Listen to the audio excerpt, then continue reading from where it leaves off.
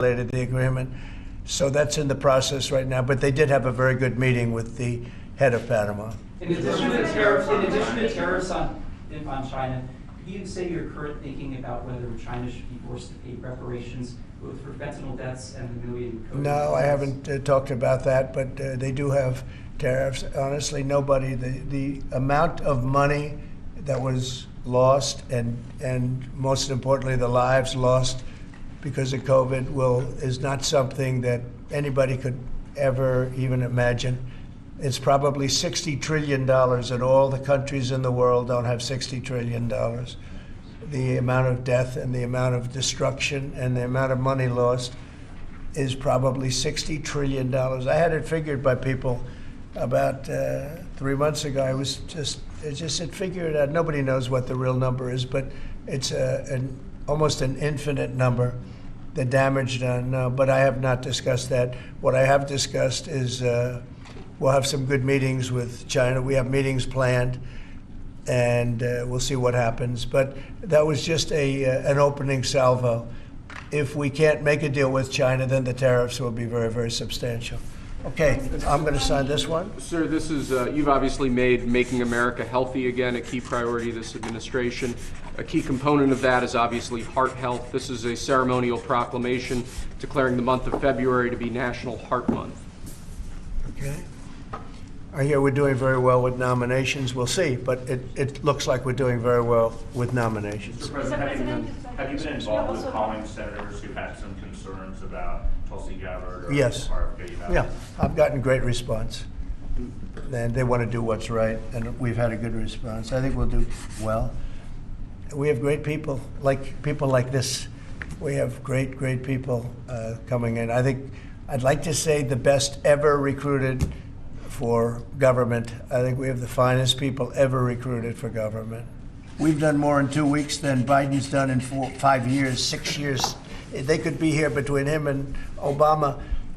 You add it up, okay? We've done more in 2 weeks than they've done in 12 years. Will it take an act of Congress to do away with USAID, or do you believe you have? I don't know. I don't think so. No, we've not when it comes to fraud. If there's fraud, these people are lunatics. And if it comes to fraud, you wouldn't have an act of Congress. And I'm not sure that you would have been done a long time ago. It went crazy during the Biden administration. They went totally crazy what they were doing, and the money they were giving to people that shouldn't be getting it, and to agencies and others that shouldn't be getting it. It was a shame. So they're tremendous fraud.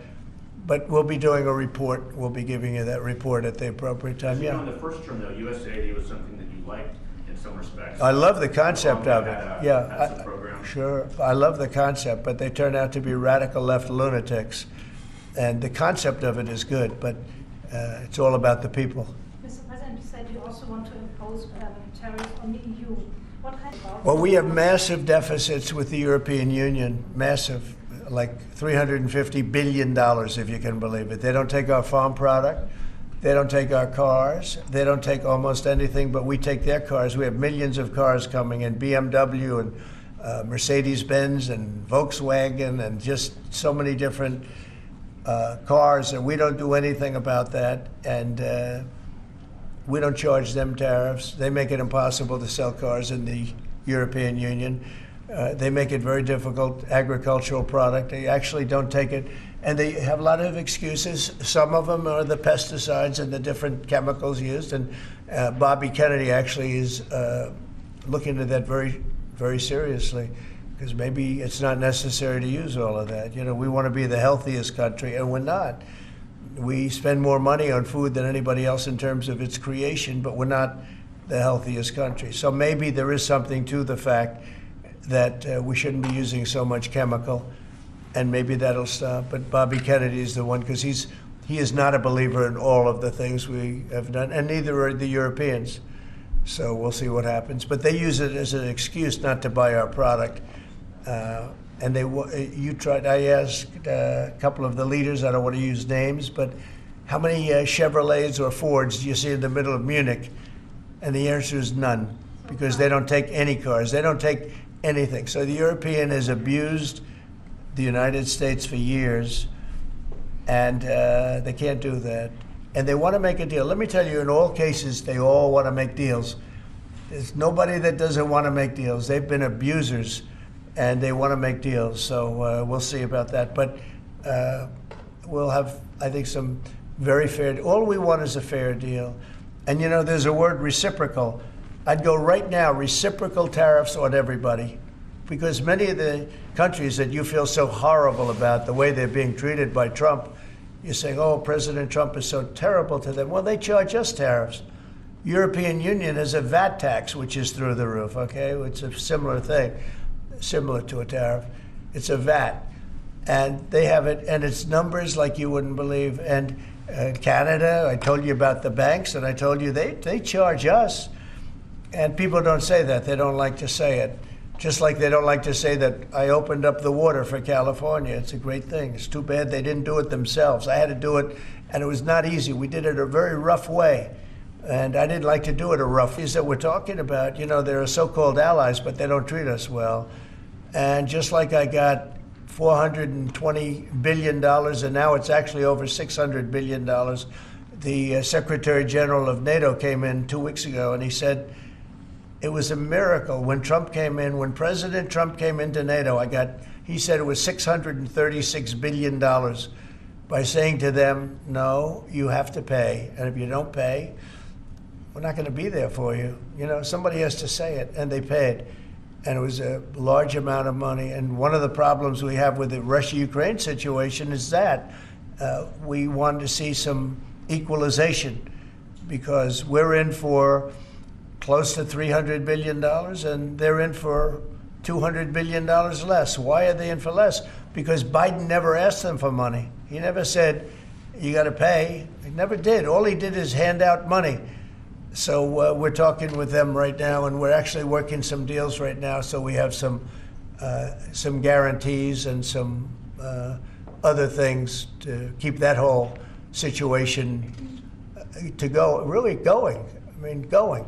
We're telling Ukraine they have very valuable rare earth. We want what we put up to go in terms of a guarantee. We want a guarantee. We're handing them money hand over fist. We're giving them equipment. European is not keeping up with us. They should equalize. And look, we have an ocean in between. They don't. It's more important for them than it is for us. But they're way below us in terms of money. And they should be paying at least equal. They should really be paying much more than us. But let's say equal to us. And they're billions and billions of dollars below. So we're looking to do a deal with Ukraine where they're going to secure what we're giving them with their rare earth and other things. Mr. President, in terms of the deal with Mexico this morning, was that partially related to the market reaction and a criticism for Mr. Murdoch's own newspaper? He called it the dumbest trade war on the editorial page on Saturday. I'm going to have to talk to him. This market reaction or concern about, I've been right over the Wall Street Journal many times, I will tell you. I don't agree with him on some things. No, it's not only is it not dumb, you're going to see. Every single one of those countries is dying to make a deal. You know why? Because they're ripping us off really badly. And the United States is tired of just being ripped off. And that's why we have $36 trillion in debt. We have it for a reason, because we make bad deals with everybody. And we don't allow that anymore. So the Wall Street Journal is wrong, because very simply, every single country that you're writing about right now is dying to make a deal, because the deals they have right now are so good, and so good for them, and so profitable for them. You didn't know that Canada didn't allow our banks. You didn't know all of these different things. And I think in the end, you're going to see that either very, very substantial tariffs are going to be paid by them, or they're going to make some kind of a deal. So did Mexican President Sheinbaum? Did what? Did you blink this morning? There was no blinking. No, she's a wonderful woman, but she did agree to 10,000 soldiers on the border.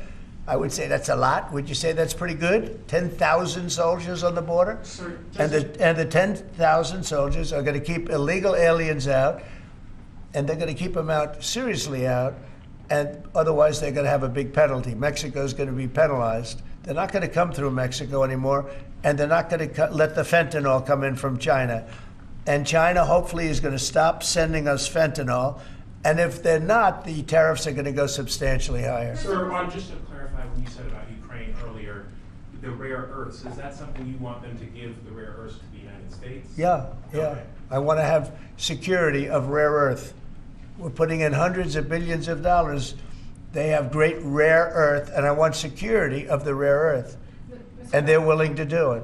Sir, Mr. you mentioned earlier that President, Elon on Musk. Canada, when you talk to Justin Trudeau again, is there anything he can give you at 3 p.m. when you talk again to also I don't secure know. a pause, I don't know. like you said with Mexico? I don't know. We have big deficits with Canada, like we do with all countries. I mean, I look at some of the deals made, I say, who the hell made these deals are so bad?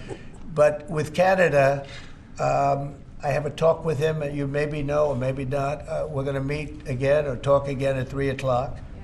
right after my next meeting, and we'll see what happens. I Anything can't on tell the you what's banks going to you happen. mentioned that he could agree to change your mind on the tariffs? Well, we can always, look, what I'd like to see, Canada become our 51st state. We give them protection, military protection. We don't need them to build our cars. I'd rather see Detroit or South Carolina or any one of our, Tennessee, any one of our states build the cars. They could do it very easily. We don't need them for the cars. We don't need them for lumber. We don't need them for anything. We don't need them for energy. We have more energy than they do. We don't need them for energy. So I say, why are we doing this? Why are we willing to lose between $100 billion and $200 billion a year? We don't need them. As a state, it's different. As a state, it's much different. And there are no tariffs. So I'd love to see that, but some people say that would be a long shot. If people wanted to play the game right, it would be 100% certain that they'd become a state. But a lot of people don't like to play the game because they don't have a threshold of pain. And there would be some pain, but not a lot. The pain would be really there. So we're going to meet again by phone at 3 o'clock, and we'll let you know what On happens. Israel, President Trump, you're referring to Benjamin Netanyahu. Coming in tomorrow. Yes, you've mentioned in the past you're concerned about Israel being too small geographically. Would you support annexation of parts of the West Bank by Israel? See this pen, this wonderful pen? My desk is the Middle East. And this pen, the top of the pen, that's Israel. That's not good, right? You know, that's a pretty big difference. I use that as an analogy. It's pretty accurate, actually. It's a pretty small piece of land. And it's amazing that they've been able to do what they've been able to do when you think about it. There's a lot of good, smart brain power, but it is a very small piece of land, no question about it. Mr. President, you said earlier that Elon Musk is doing everything with your say-so. So is there everything that he has done thus far, going to all the agencies, shutting off access, getting access to federal payments, that all has yours? You're okay with all of that? For the most part, yeah. If we, if there was something that didn't have my okay, I'd let you know about it really fast. And you said that there's some areas where you wouldn't let him work because he has conflicts of interest. If there was a no, I haven't seen that, and he would know not to do it. So we haven't had that yet. But if there was a conflict, we would let him work in that And area. earlier you said with regard to Panama that they were going to make a deal where the U.S. was going to take it. How long do they have to make that sort of deal, and are you still leaving on the table? We're going to meet with Panama on Friday at about 3:30 in the afternoon by phone, and maybe there'll be some representatives at, here or there. But we're going to be talking to Panama on Friday, essentially.